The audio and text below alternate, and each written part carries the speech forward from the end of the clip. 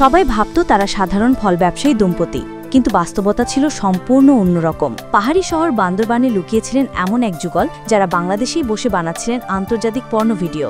গণমাধ্যমে খবর প্রকাশ হওয়ার পর আত্মগোপনে চলে যায় এই দম্পতি। এরপর ফল ব্যবসায়ী পরিচয়ে বান্দরবানে ফ্ল্যাট ভাড়া নেয় তারা মাত্র 10,000 টাকায়।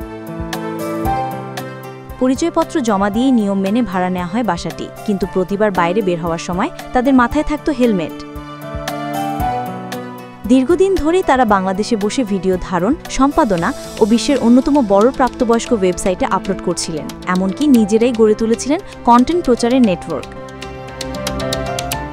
অবশেষে counter terrorism and transnational crime ইউনিটের বিশেষ অভিযানে বান্দরবান থেকে আটক হন তারা। পরে তাদের চট্টগ্রাম কারাগারে পাঠানো হয়। স্থানীয় বাসিন্দারা জানিয়েছেন তারা কখনো বুঝতেই পারেননি ফল বিক্রির আড়ালে চলছে এমন এক অপরাধ চক্র। তাদের আটক হওয়ার পর এলাকা জুড়ে নেমে আসে চরম বিস্ময়।